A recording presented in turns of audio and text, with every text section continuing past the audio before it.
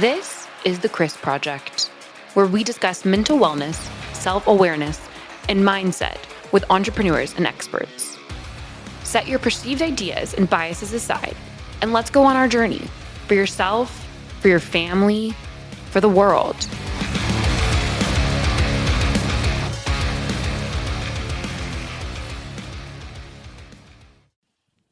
Welcome to another edition of the Chris Project. I am your host, Christian Brim. Joining me today, Coach Rob from Battle Fitted. Rob, welcome to the show. Thanks for having me. I look forward to our conversation. Yes, I am too, based upon what we discussed in the green room. That I'm intrigued. So tell the listeners who Rob is, what Rob does. I don't think we have enough time for that. That's a loaded question. So I am a personal development coach. I help men 30 and over get unstuck, whether that's through fitness, mindset, or discipline. That's the three pillars of my coaching. I also own the Battle Fitted clothing line, which goes in connection with mindset, and then the Battle Harder podcast, which I have guests who have overcome struggle and adversity, and now they tell their stories of why they didn't give up and how they're living purposeful lives. And this all came from my own life as a 10-year Navy veteran, 17-year former federal police officer, former gym owner that I lost my business completely through COVID, has faced trauma, adversity in my entire life, and I'm still here pushing and trying to help as many people as I can. I love that. Thank you for your service. So, post-employment, how did you get into owning a gym and or coaching? Like, what was that entrepreneurial journey like? So when most veterans get out of the military, typically we go do the job we did in the military. It's just an easy transition. It's not necessarily that we want to do that, but when you need a job. So for me being a military police officer, it just made sense to go into law enforcement. Well, my last duty station, I was at a Veterans Affairs hospital for 6 years. During that time, it was just a big culture shock, right? When I first got there, I wanted to save the vets. I wanted to help the vets. That was my community. That's the place where I belonged. But the darker side of things, as a police officer, you deal with the veterans that are always drunk or always on drugs or always having mental health issues. You're taking the same veterans to jail, the same veterans to the psych ward. You're fighting with the same people every day. And from a mental health perspective, that can start to really put some things on your heart and mind of why are you doing this? Should you be doing this? Do you want to continue to do this? And in 2018, my mom had passed, and I wanted to go bereave for her, but being in the government, because I didn't have vacation time or sick leave, they wouldn't give me time off to go deal with the loss of my mom. Mm-hmm. So I took leave without pay, went to California where we laid her to rest and dealt with that whole situation. When I came back, I didn't have the heart from that point on, knowing that that place did not give a crap about me as far as getting a promotion, as far as my mental health, as far as how to be happy at work, because everybody there was miserable. I said there had to be a change. And talking to my wife, my goal, my dream, what I thought my passion or purpose was to open a gym, and I was going to eventually try to build 2, 3, 4 locations and then maybe franchise that out. Well, God, universe, I guess, saw other plans. I opened the gym, was pretty good at what I did as a strength and conditioning coach, as a business owner. But COVID hit, and like some small businesses, because I was a single owner that did literally everything myself, when I mean everything, sales, coaching, cleaning, I did not qualify for any PPP loan or any kind of advancement. And now we find out that people have been bucking the system and getting all kinds of money illegally. I played the honest game, and that cost me my business. So in 2021, I closed it down and I liquidated everything. And then you started coaching. Yeah. So after that, needing income, my wife had the bright idea. She said, why don't you go back into law enforcement? And that wasn't a very solid plan, but hey, happy wife, happy life, want to provide. I got state certified here in Florida. I went to work for another department here in Florida, and the second day a young man took his life. I had to process the scene. I had to take the gun out of his hand. I had to look at his lifeless body. And after being at the police department for 4 months, that just wasn't going to happen. I remember coming home, just breaking down, on my knees, crying. My wife's like, "What's wrong? Did something happen?" She thought, maybe I got hurt at work, fighting somebody or getting shot at or whatever. And I was just so mentally exhausted and had so much trauma from everything in my careers that I'm sitting here. I'm like, I'm 46 going on 47. Do I really have the wherewithal to continue running these streets and to go for another 5 years without a promotion? And I kind of find myself in the same boat. And the one thing that's been constant in my life was that entrepreneur spirit. Mm-hmm. And from owning the gym, my gym members were constant across the board. I still see some of my members out in town today. I'm good friends with some of my members. We eat lunch or whatever. And they always said, I never met a coach like you. I never had anyone give us a program like you did. I never had anyone lead us the way you did or speak to us the way you did. And right there, I was like, well, I don't need a brick and mortar business to coach. I can literally coach anywhere around the world. And from a more aspect where fitness is the number one pillar and it's the priority of my life, I knew I wanted to help people on a deeper level besides just being an online personal trainer. And that's essentially where Battle Fitted, the coaching and everything was born. I love that story. Yeah. There's so much there. I don't know where to go next. What you said that you primarily work with men 30 and over around fitness. Give me the other two pillars. Fitness, mindset, and I discipline. was going to say mindset. I almost had. Okay. So what usually presents for you when people come to you, say, I'm looking for a coach? What are their symptoms? Usually what I see in men our age, I'm 47 this year, and older men is just, they get stuck, right? A lot of times at our age, we're either already married, already divorced, already have a career. And it's just that feeling of, do I belong in this job? Do I belong, being married to this person if I'm still having a bad relationship? Am I a good enough father? Does my family respect me? Do my kids, it's just that I have old fashioned or old school way of thinking as far as what a man should be in my definition or opinion. And it's just trying to build them back to that leadership role, that strength role where they're protecting, providing, and presiding over their families and doing what they need to do to be successful while taking care of their mental and emotional health. Yes, I would agree with your traditional definition, and it's probably not PC. But I say a man's role is provide and protect. And there's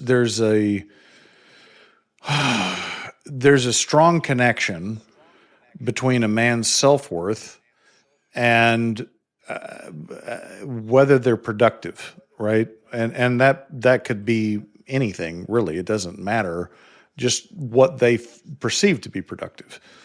Right. And it's when guys get together, their question is, well, what do you do? Like it's not like, who are your people or how many kids do you have? Are you married? It's always, what do you do? That's always the first question. It's the identity. And I can see where if that identity, that work was not fulfilling, or, in your case, like soul sucking, that translates right to you, like personally, like my job isn't good, therefore I'm not good.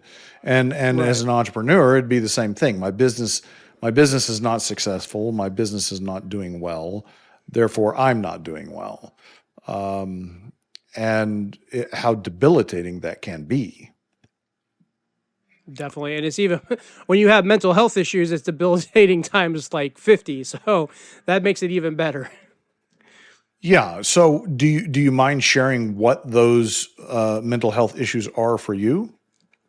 Yeah. So I have PTSD, I have major depressive disorder, and I have anxiety and probably ADHD on the back end that kind of Throw that in intermingles for with good measure. everything. So, for all the good military being a police officer gave me as far as making me who I am intrinsically and internally, it gave me all the bad shit too. So. Yeah, I mean, I've had some family members and some close friends that have been in law enforcement, and like, I hear their stories, and I'm like, I don't know how you do that. Like, I just don't know how you go deal with that every day. It's I think in our modern culture, law enforcement is vilified and seen as part of the problem, when I don't think most people understand what sacrifices personally they have to make to do that job. Yeah, definitely. I mean, law enforcement has the highest divorce rate when it comes to, service work, first responders, military, because one of the things that I teach or I try to help with is that emotional regulation. I used to be the guy that would come home from a tough day at work and I wouldn't know how to shut it off. I wouldn't stop at the door and pause and turn off cop mode. No, I'd go in the house and then, my wife objectively would say, what's wrong? And then, as a man or trying to be strong and not talk about that kid you saw die or things that you don't want to put on your family because we try to not involve them in that, but we need to talk about things. Everything's fine, leave me alone. And then it's, why didn't you cook dinner? Why didn't you do this? And then the partner on the other end's like, wait, why are you treating me like this? And it's not because we're assholes or we're evil. It's just we don't know how to regulate those emotions before we walk through that threshold back into our house. Yeah, and I recently wrote an article on Substack about this. For a long time, I was on SSRIs, so selective serotonin reuptake inhibitors. For those that don't know, usually prescribed for depression and anxiety. Been on it for over a decade, and I stopped using them this year. And I wrote this article kind of to reflect on the journey and then why did I make the choice that I did. And what I realized was that during the time that I was using those drugs, I had to have those drugs because I didn't know how to regulate my emotions. I did not know how to be irritated without becoming angry. I didn't know how to be angry without going into a rage. And it's not like every time I was irritated, I got angry, or every time I was angry, I went into a rage, but I had no control over it. I didn't know what was going to happen. And, then your wife and your kids are like walking on eggshells and like, don't know what to say, what not to say, because they don't know what's going to come out of you. Yeah, definitely. I mean, I was married to 18 years to my first wife, and I always tell people where it takes two, and it's probably 60-40. I always take the 60% because I know it was because of my mental health issues, my anger, the things that I didn't know how to control because I didn't understand why I was upset or why I'm sad. And to this day, even when I have like a really bad, I have lows occasionally. Luckily I have more good days than bad, and that's what I always try to teach. But when I have lows, they're really low, and sometimes I don't understand it, but I just try to go through the motions to get through it, where I used to just flip out, yell, scream, throw things, break things, and throw what I call an adult temper tantrum. So, Yeah, no, it is very much just like a child. And I think in a lot of ways I was emotionally retarded. Like I was stuck at some level back at 3, and unable to process my emotions. And right. I think the thing that has been so empowering for me is going off of these drugs. And this is not the first time that I've been off these drugs over the last decade, but the thing that I can do now that I couldn't do before was separate myself from my emotions. Like, that I can have a feeling, but I'm not that feeling. And I understand that if I don't feed that emotion, it eventually will go away. Like it's transitory. All feelings just move on. And that I could actually change my emotion. Like that I can actually go by conscious choice from being irritated to being content or being peaceful or being happy. Like that is possible. Now, I'm not saying that I can do that every time, but I know that it's possible. And that opens up a whole nother door rather than being controlled by your emotions, which I was. And one of the things I struggled with was that I am very emotional. It's not just that I couldn't control my emotions. It was that I feel like I have more emotions than most people. Like if autism is a scale and I don't even know if this is accurate, but like I've perceived that like autism on one end, if you're autistic, like you have a lower emotional, capacity. I feel like I'm on the other. I'm like anti-autism. And as a man, I remember vividly in my 30s, like there is something really wrong with you. Like, why are you so emotional? Like, I incorrectly ascribed it to feminine behavior. I was like, you're just a woman. Like you're crying all the time. Like, what is that? But so part of it is overcoming that stigma that I had put on myself that having emotions was a negative thing, right? Yeah, that's the one thing I guess I'm advocating for is being a tough man or a hard man. It doesn't necessarily mean that you have to stuff your emotions down and not talk about them. It's being able to be vulnerable when you need to, so not only your family can understand you, but so you can heal and figure out who you are inside. And you know, people see me like I'm a pretty nice guy. I'm a big teddy bear by all means, but people see me, they think I'm this big, mean, get out of my way, don't touch me guy because that's my outer shell and my persona. And I do take working out seriously. I'm going back into jujitsu next month because I just think that's a discipline that I need to help keep me fit and keep me dangerous and that hard to kill mentality that most veterans, police officers, fighters, people have. But I cry and I cry a lot. And if I can't figure something out, I get frustrated, and I get frustrated to the point where I have a breakdown. And that's okay. It doesn't. The one thing, luckily, and support's huge in this. My wife's never said, "Why are you such a wuss?" or "Why are you so emotional?" or "Why do you cry all the time?" No, she picks up on those triggers or those key points, and are you okay? What's going on? Why are you feeling this way? And that's a huge difference. There is your support system, because with my first wife, she used to say, "I don't know how to help you," and my second wife said, "How can I help you?" So just reframing those simple words right there made a huge, huge difference in my life. Yeah, and it's not. I mean, the support definitely makes a difference, if nothing else, in that it gives you the space to process your feelings, like as opposed to being in a combative mode of like justifying that you're feeling this way. Like, well, who are you to tell me that I can't feel this way or I shouldn't feel this way, right? Yeah, my wife and I just celebrated our 32nd anniversary, Nice. and we were in Jackson, Wyoming. Beautiful place. If you haven't been, highly recommend it. We were at this restaurant at the top of the ski mountain, and the waitress brought over a couple of glasses of champagne because my wife had put that it was our anniversary in the reservation. And we started to do a toast.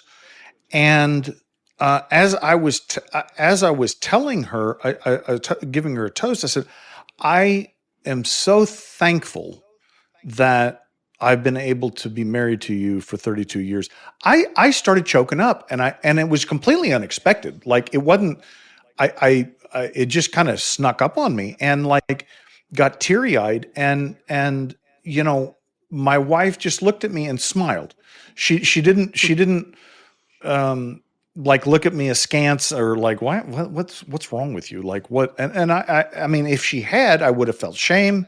I'd have been like, why am I doing this? Like, so I totally understand with what you're saying, that the people we surround ourselves with, family or otherwise, is critical.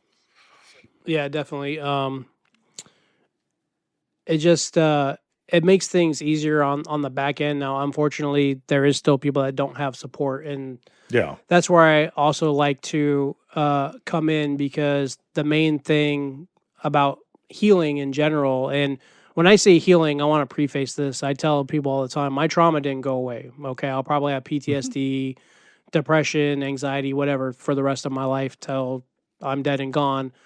But being able to emotionally regulate, being able to uh, take breaks if you have to breathe, or breaks away from things that are maybe frustrating you or giving you issues, and most importantly, more than anything else, loving yourself.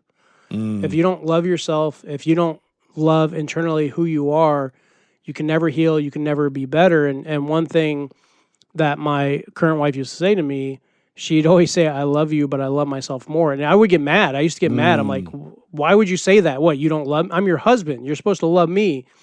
And it took me a lot of self reflection to realize, well, she's right. Like, I can't be a better husband to her if I don't love myself first. I can't be a better father to my kids if I don't love myself first. So that's, like, I guess, the main step in overcoming anything, regardless of what you are, who you are, or where you're stuck at in life. Yeah, I think it is interesting because, at least the way I grew up and my expectation of marriage, was sacrificial love, right? Like this idea that, you're going to sacrifice yourself for the other, and give up for the other, which is fine, except that, speaking to self-love, you can't give somebody something you don't have yourself, right?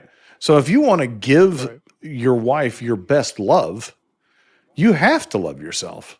It's not what somebody that was on the show earlier. He defined it as uh, the economics of the intangible, and he said, love is one of those things that um, is limitless. If you have one child, you love that child. If you have a second child, you don't love the first child less, right? And that's the way it is with love. And if you love yourself more, that's not taking anything away from others. That just Right. gives you more to give them. Yeah, definitely. That just gives you the extra power, and a lot of times, I like what you said about limitless. I always like to say you have to have a limitless belief system, not a limiting belief system. Hmm. And if you don't do that, once again, everything. What's kind of funny is when I coach people or talk to people, everything that I'm giving them, I mean, anybody honestly could figure out themselves if they just took a deep dive into their own person or psyche.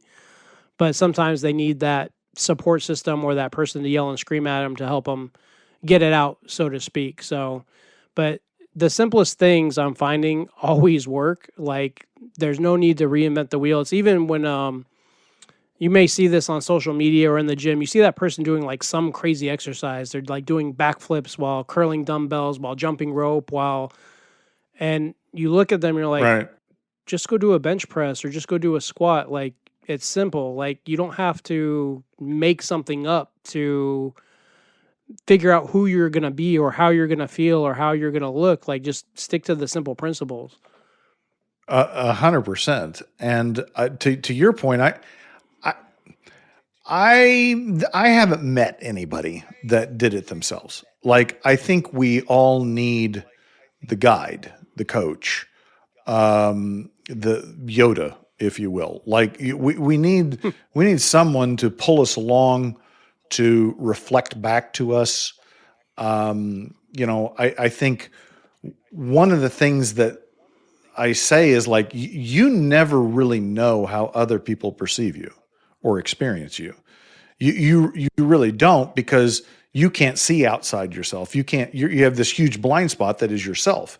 And like how other people, even your most intimate relationships, how they actually perceive you, you don't really understand. You don't know. But it's so important to have those people in your life, because they reflect back to you what you can't perceive yourself. It's like, if they love you and they care about you, they can say, "Hey, Rob, you're kind of being a dick here," and like, or Rob, I really love this about you, and it may be something that you can't see about yourself. Yeah, I mean, that comes hand in hand, I think, with business and entrepreneurs, especially because it's a lonely road. And when you have a business, regardless if you have a partners, brick and mortar, online, you have to be obsessed, and people look at you and they think obsessed means you're crazy and like you're not gonna stop that whole grind your face off mentality. But no, obsession means that you feel it so deep down in your heart and soul that you know that you have to see this through, whether it's to completion or failure. Like, you have to keep going no matter what. And that kind of goes like what you were talking about earlier. Like, sometimes I don't intend to be working on my business while I'm sitting on the couch with my wife, but sometimes I have that, I don't know what you want to call it, tick, that internal itch, that something that's like, if I don't get this done, this could be the difference between my podcast guest being the best episode ever or the worst, or me getting that one coaching client that I need to make my goals, or closing down the business forever. And exactly what you said, my wife sees that I'm working hard, but she doesn't she doesn't know the struggle that's deep within my soul about, man, I have a duty to grow this and build this, not only so I can help people, but so I can leave something decent to my kids, so I can have that purposeful life to leave my mark on the world, so to speak. And it does kind of suck at times when people just think you're some crazy dude that wants to grind his face off. And I'm like, no, I'm just happy with what I do, and I love what I do, and I owe a duty to myself and my family to see this through till the end, no matter what happens. And people get scared of that, and I think that's a lot of reasons why people get stuck in their jobs and they don't want to take the risk of entrepreneurism, because of that whole thinking that they're not going to make it because they don't have that, I guess, power within them to get obsessed. But it's more about loving what you do instead of just, there's nothing more I hate when someone says, I want to start a business. What kind of business should I start? And you're like, that's like an open-ended question. You have to do what, How the fuck should I know? Yeah, because I love fitness, maybe you love donuts. And so me telling you start a fitness business isn't going to work. Like, you have to do what you can't get into entrepreneurism because you think it's sexy or that you're going to be a millionaire instantly.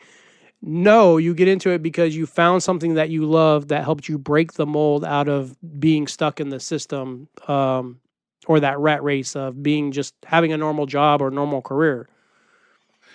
Yeah, and I will tell you that being an entrepreneur is probably the best way to develop yourself, like to really deal with the things that you wouldn't otherwise deal with. Because to your point, when you're an entrepreneur, it's you. You can't blame your boss or the customers or whatever else. I mean, if it doesn't work, it's because of what you did or did not do. And I don't think a lot of people will raise their hands for that. That right? I mean, like, whether they're passionate about something, most people don't want that level of accountability. It's a scary place to be, honestly. I mean, when you have to be accountable for everything, your day to day, and you have to decide when you don't want to. And that's, I always say, like, with everything, you have to have the consistency. Consistency builds the discipline, and discipline builds the progress. Without the discipline, you can't accomplish everything. And that means that sometimes when I don't want to send emails, if I have to send 50 emails, I have to sit there and send that 50 emails. If I have to take a coaching consult and maybe I don't want to talk to somebody today, well, I'm going to have to put on Coach Rob outfit, and I'm going to have to talk to them. Like that's the difference between winning and losing, is living a life doing the things you don't want to do, the hard things, versus just always taking the Yes, easy route. right. And it's not that employees don't do hard things. That's not the case. Right. What the difference is with an entrepreneur is they step in the line. They step in the line of fire. Like they choose to say, I'm going to put myself in this situation where I have to have discipline to make those decisions. Whereas most people, they want someone else to tell them what to do, and they'll do it, but like they don't want to have to ultimately have the decision to decide whether they have a decision, if that makes sense. I don't know if that made sense. No, it does. Like there's a fine line between, all the jobs, and it's different people, like how you feel. And there's nothing wrong. If you want to have a normal job and you're content and happy, do that normal job. That's fine. If you want to be a leader or a supervisor or a manager of a company, and you just want to lead people, but you don't want the responsibility of the day-to-day of owning the company, that's fine. Do what works for you. But I know for me, every job that I was in, from the time I was a kid to through the military to being a cop, I was just miserable because I'm like, man, I'm taking all these orders from people. They're yelling at me. They're screaming at me. They're telling me what to do. I could really do whatever I want if I put my mind to it. But at first, why I never went into business was that risk, the risk of the unknown, the self-doubt, the self-worth, like you said. Am I going to fail? Am I going to be able to do this? And then as you do research, you realize most successful business owners, they failed a bunch. It wasn't just like, I made this business and boom, it was successful. No, they've lost businesses, they've lost marriages, and all that pain. And this is everything I teach, and why the mantra of my whole brand is turning pain into progress. All that pain, instead of letting it defeat them, they said, no, I'm going to turn this into something more. I'm going to turn it into something beautiful. And then that's where the magic, so to speak, starts to happen. Yes. And, you're a father, you understand this, that you don't learn anything really without pain. And I'm not talking about a lot of pain, but like you don't, and it could be just emotional pain. It's not necessarily physical pain. Like you don't learn anything by succeeding. Right. Right. I mean, and so if you approach your pain from a different standpoint, your failure, quote unquote, from a different standpoint of that's the price you have to pay. That's the cost of the ticket. And if you don't want to go to the show, fine. But like, if you want to go to the show, this is what you have to do. There's no shortcut.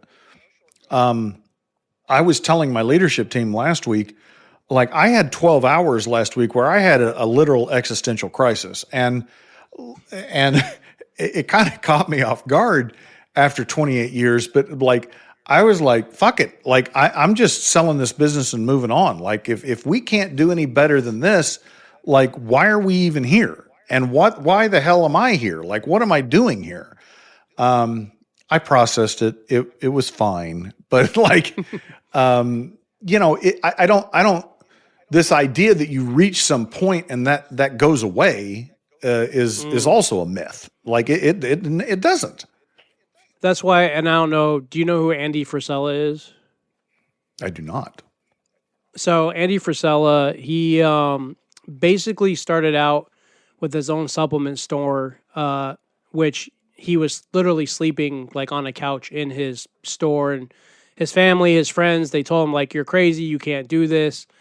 And he was just kept like, watch me. And he kept pushing and pushing and working and grinding. And he talks a lot about like not being that smart, not having a good school education, but just that undeniable work ethic, that hustle.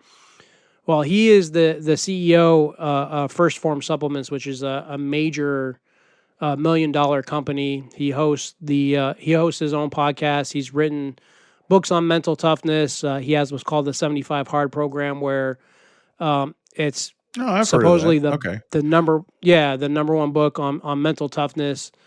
And he didn't quit. He didn't give up. And it's just those times where it seems like you kind of just had one, there's those times where we just like, as an entrepreneur, something happens. Maybe you're just having a bad day. Maybe you got an argument with your wife. Maybe you lost a big client, or that huge podcast guest canceled on you. And that's where that doubt creeps in. You're like, can I really do this? What am I doing this for? Why am I doing this? And he says that, and the point to this is, he says all the time that as an entrepreneur, he's not trying to stop. He doesn't have a stopping point. He's trying to grow ultimately as much as he can, as long as he can, until he decides he doesn't want to be a business owner anymore. He doesn't want to do this. And he talks a lot about that's where most people fail, because as an entrepreneur, you say, oh, well, if I can just make $500,000, I'll be good. And then you make that $500,000 and you're like, oh shit, I have to pay employees, I have overhead, I have stock, inventory, I'm not good. And then it's like, oh, if I just get to the million. But you have to constantly set goals for yourself. You have to constantly try to grow. And, especially for someone that has employees, if you want them to have purposeful lives, then you owe it to your employees to try to scale your business to make more money so they can make more money and have better lives, because that's part of your community and your culture.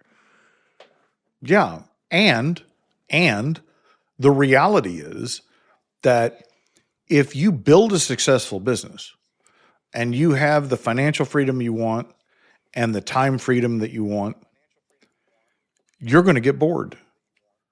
And you're going to have something to scratch that itch, right?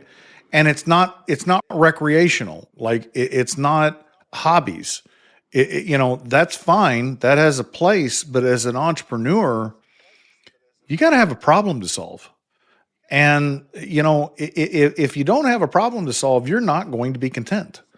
The trick is, and this is what I figured out, was to not create your own problems just so you can fix them. Like that's a huge thing. Like, I'm just going to go in here and tinker with this. Like, no, leave it the fuck alone. Like it's working, Yeah.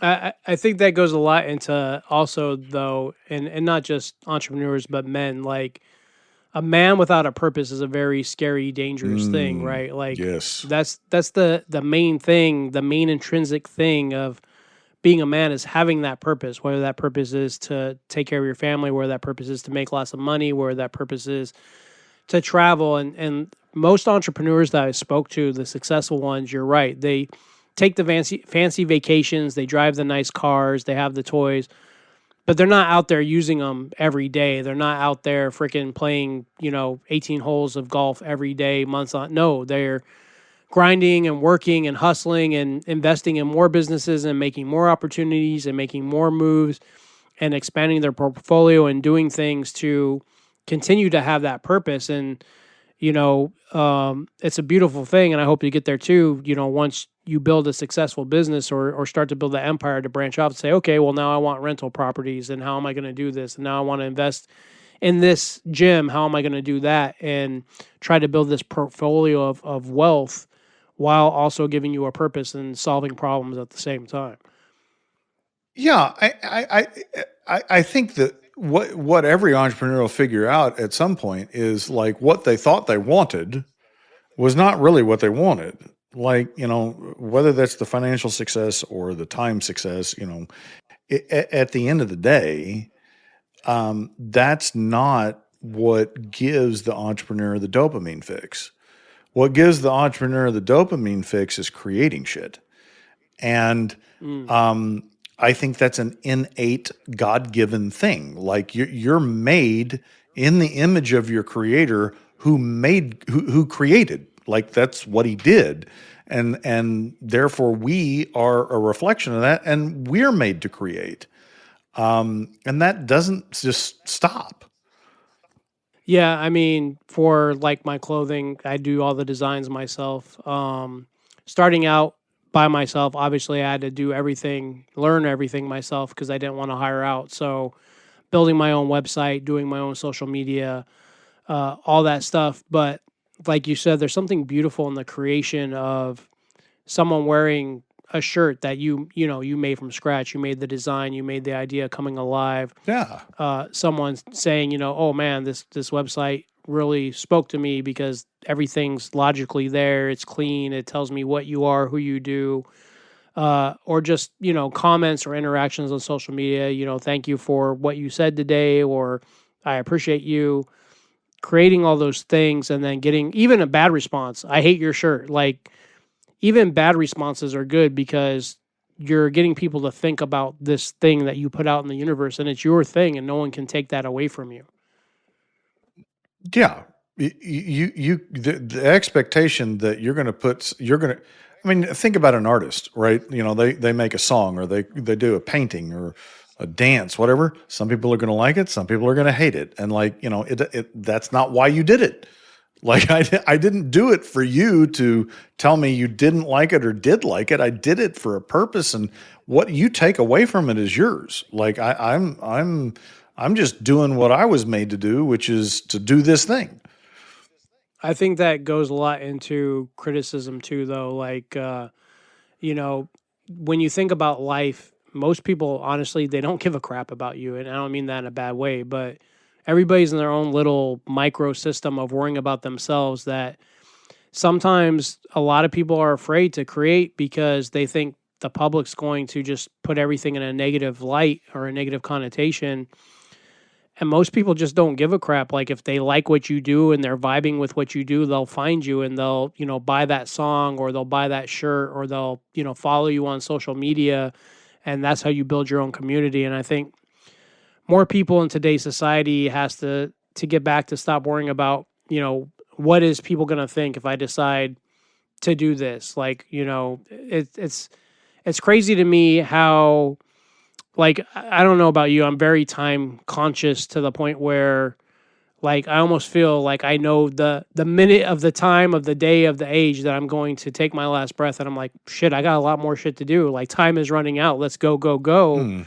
And I don't understand in this world, this one shot at life, why people just don't give it their all and put everything that they have available to them out there, especially with today's technology and YouTube and everything we can do to learn to be and do whatever it is we want to do. Yeah. And you talk about criticism, and like, there are a lot of people that we let their criticism influence us. And like, I learned, like, there are very, very few people that have the right to speak into my life. Like, and I'll tell you who they are. The first cutoff is who's going to be at your funeral. Like, if they're not going to be at your funeral, they absolutely have no right to be speaking into your life and criticizing you, because, like, who gives a shit what you think, right? And the circle that's actually going to mourn you, that's going to be sad you're gone, that may be a dozen people. I mean, the reality, like you said, is it's small.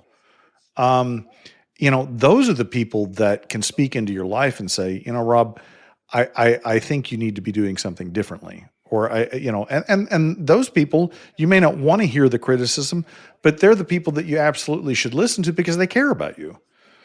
Yeah, I mean, I agree with that 100%. My best friend, that I met him in the military, and we've been friends, God, forever, over 20 years now. Um, I always asked him, like, dude, help me with my business. And he'd always tell me no. And then one day he told me, he's like, you're my best friend. Like, I'm not going to ruin our friendship because we have some argument over a business. And I had to respect him for that. And he's probably one of the most brutal people to me. Like, well, you're not making money doing this, so what are you going to do? Like, to the point where it pisses me off, not because it angers me, but a lot of times he's right. He's that outside Yeah. guy looking Yeah. in. I hate that. I And, hate it when they're right. yeah, you hate it. You hate it, and you're like, oh man. But at least I have someone that has my back. And even with my wife, like, with everything I've done, there's been points where I've been close to quitting this, and, like, I guess I gotta go back to get a real job. And she'll be the deciding factor, usually being like, no, I see what you do. A lot of people liked your last podcast episode. Like, you owe it to yourself to keep going. And as long as, finances, the every day to day, I have a roof over my head, food in my stomach, car to drive, and happy, healthy, and my kids are happy and healthy, I'll keep doing this until I can't do it anymore, or until the wife says, okay, time to stop. Yeah, I remember vividly when my wife said, you're," and she said it just as calm as this. She goes, "You're mad because you know I'm right." And I'm like, "Rrr. Yes, yes, that is exactly why I'm mad." Rob, how can people find out more about working with you and buying battle fitted gear?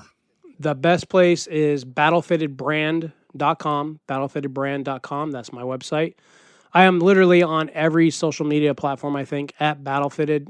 My highest one being Instagram. That's where I usually connect most with people. So if you find me on Instagram at Battlefitted, feel free to DM me. The coaching consultation is always free, and whether you decide to work with me or not, I do small group and one-on-one 90-day sessions in total. And even if you're like, man, this is going to work, I will always send you a free resource, whether it's my book on 5 tips on mental resilience, how to beat imposter syndrome, a 7-day mindset reset guide to kind of get you back on track, all just for having a conversation with me. I love that. Well, listeners will have those links in the show notes. If you like what you heard, please rate the podcast, share the podcast, subscribe to the podcast, do all three. If you would rather hear somebody besides me and Rob, shoot us a message and we'll consider it. Until then, remember you are not alone.